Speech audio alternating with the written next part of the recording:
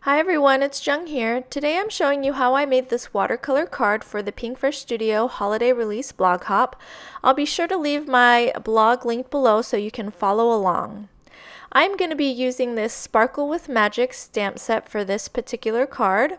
And I had made this red card for the previous blog hop, and a couple of people had asked for a process video, so that's what I'll be doing today. And I'm going to be using the watercolors in the color Emerald City, Sapphire, and Aquamarine. I'm going to be using some affordable watercolor paper, and I trimmed a piece down and taped it to the back of my clipboard, and that's what I use as my artboard. And it kind of works out though, because oftentimes when you're watercoloring you kind of want to place your board on an angle so the water can drip down. So for my holiday card, I really wanted to create the deep, dark, jewel-toned hunter green color. So I'm going to be using the Pinkfresh Studio watercolors to make that perfect color. I'm going to be using a scrap piece of white cardstock just to kind of test to make sure that the tone of the color is exactly how I want it. I'm going to be creating a gradient of color, and it'll be getting darker as I go down, and so this is the base color that I know that I want to achieve at the very bottom. So for the initial layer, I'm going to spray my watercolor paper and make sure that it's wet, and then I watered down some of the color to give my background a bit of a light green wash. I am not a watercolor expert by any means, and I could totally be doing this wrong or backwards, but I just tried something out for my last card and it turned out well, and so I'm going to just go with this technique again. The key to making this watercolor gradient turn out crisp is to dry it really well between each layer. And so you saw that I used my heat gun to fully dry it. And so I'm going to go in with my next layer, and I wanted it to just be a little bit darker than the background, and it ended up a little bit darker than I wanted, but if you want those crisp lines, it's kind of hard to go back, so I'm just going to go with the flow. I'm also taking a bigger brush to make sure that there's no brush lines. I want it to look as smooth as possible, and then I'm going to dry that layer as well. Again, I want my next layer to be slightly darker than the layer above it. And if you notice, I'm kind of painting in a diagonal, and each layer it's going to be kind of towards the opposite instead of painting it straight across. And I'm also wiggling my brush a bit so it will give it a more organic look. And again, you want to make sure your paper is completely dry before you move on to the next layer.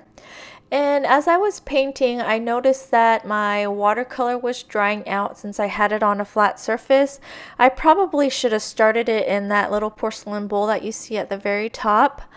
I was kind of using that as my extra water bowl. But I just used this homemade paint palette that I keep on my desk, and it's just a piece of white cardstock that I laminated. And so I did have to make my base color several times, but I think it turned out just fine. Now for this next layer, I think I had too much water on my brush, especially since I dipped it into that porcelain bowl right before I brought it to the paper. My line is kind of fuzzy. But once I get some of the water off onto the paper, I just go over the line one more time. And that seems to have fixed the problem. So I'm just going to continue with these watercolor layers just like I did above, making sure that my line is crisp and that the paper is fully dry and that my color is a little bit deeper each time.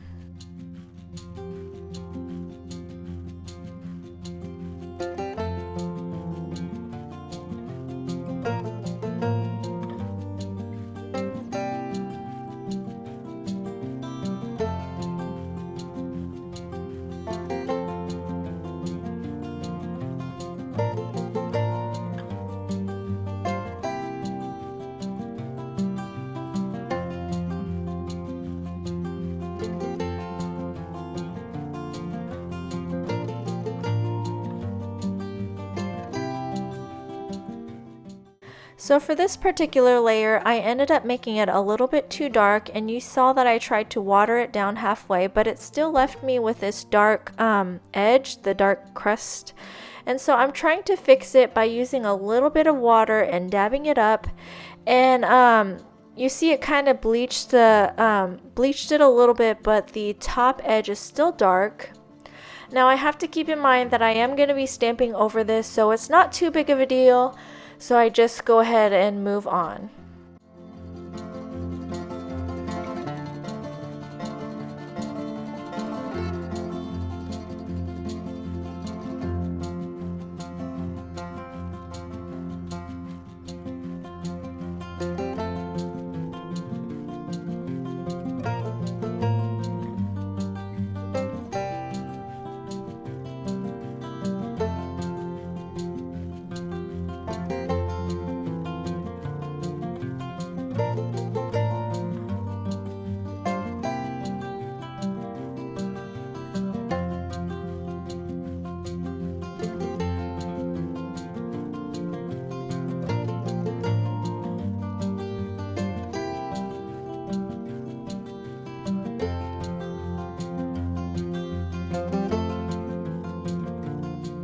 Okay, so now once fully dry, I'm going to peel up the tape, and then I'm going to trim this to about 4 inches by 5¼ inches, and that's slightly smaller than A2 size because I always like to leave a border on my cards, or card base, I mean.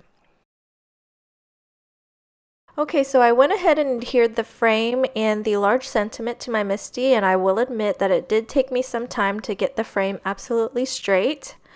I also adhered the watercolor panel to my graph paper with roller dot adhesive because since this is watercolor paper, I know I'm going to want to double stamp it, and I didn't want the watercolor paper to move. I didn't want to risk it, and so I just attached it to the graph paper, and that graph paper is laminated also, which is a trick that I got from Jennifer McGuire, one of her videos. So before I stamped, I went ahead and treated the watercolor paper with the powder tool, and that is just to make sure that the embossing powder only sticks to the spots where I stamped. And then I went ahead and double stamped with Versamark ink, and now I'm just adding the gold embossing powder. I'm going to dust away any straight embossing powder, and I'm going to wait for my heat tool to heat up, and then I will heat emboss the gold. And the watercolor paper is pretty sturdy, so I'm not worried about it warping too much.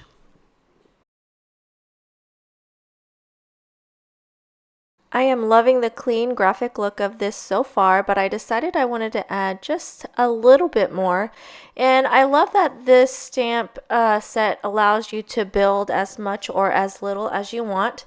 And you saw that I showed you the back of the packaging, and it gives you an example of how to add all of the things and make it fit in kind of like a puzzle piece. But I decided that I wanted to add the little embellishment at the bottom and the top of the card, and then I chose 3 of the sparkling diamond looking things, and that is all I'm going to do for my card. Again, I'm going to follow all the steps to heat emboss that I used when I heat embossed the sentiment and frame. And now I'm going to add that same embellishment that was at the bottom to the top of the card, just to give it a balanced look.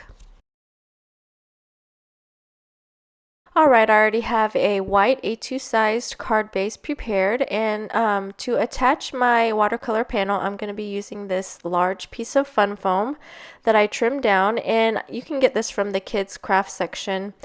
And mine is already sticky on one side, so I have to add double-sided tape on the other side. And then I'm going to place it on there to try and keep the borders of the card pretty even. And that's my card done. Thank you so much for watching. I hope you were inspired. Don't forget to check out the info bar for the link to my blog so you can follow along in the blog hop. And here are the other cards that I made with the holiday release from Pinkfresh Studio as well. Have a wonderful day. Bye.